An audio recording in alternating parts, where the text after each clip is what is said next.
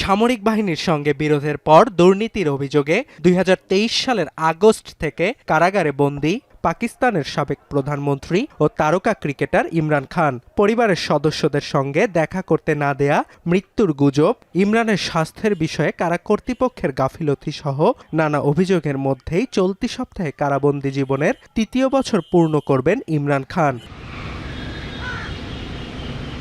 ইমরানের কারাবরণ নিয়ে যখন দিন দিন উত্তপ্ত হচ্ছে পাকিস্তানের রাজনৈতিক অঙ্গন, তখনই তার মুক্তির গুঞ্জন তৈরি হয়েছে পাকিস্তান জুড়ে। এ নিয়ে একটি প্রতিবেদনও প্রকাশ করেছে ব্রিটিশ সংবাদ মাধ্যম দ্য অবজারভার। পাকিস্তানের সামরিক বাহিনী ও পরিবারের সূত্রের বরাতে গণমাধ্যমটি বলছে, স্বাস্থ্যগত দিক বিবেচনায় ইমরানকে মুক্তি দিতে পারে সরকার। এ বিষয়ে চুক্তিতে পৌঁছাতে সরকারের সঙ্গে তৃতীয় পক্ষের মাধ্যমে ইমরানের পরিবারের আলোচনা হচ্ছে বলেও দাবি করেছে গণমাধ্যমটি। শিয়া বাটার ও ভিটামিন ই সমৃদ্ধ লিলি বিউটি সোপ, তারুণ্যময় উজ্জ্বল ত্বকের জন্য। এদিকে ইমরানের মুক্তির গুঞ্জনের মধ্যেই ফের আদিয়ালা কারা কর্তৃপক্ষের বিরুদ্ধে পরিবার ও নেতাকর্মীদের সঙ্গে ইমরান খানকে দেখা করতে না দেওয়ার অভিযোগ তুলেছেন তার বোন আলিমা খান।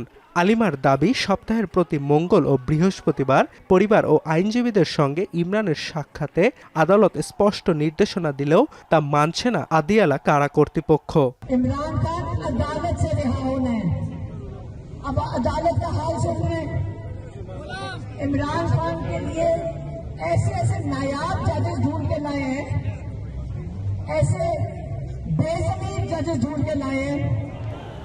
এছাড়াও আলাদা বার্তায় ইমরানের দুই ছেলে সুলাইমান ও কাশেমের দাবি, গেল প্রায় ৭ মাস ধরে পরিবার থেকে বিচ্ছিন্ন ইমরান খান। দীর্ঘ কারাবাসে ইমরানের স্বাস্থ্যের চরম অবনতি হয়েছে বলেও শঙ্কা দুই পুত্রের।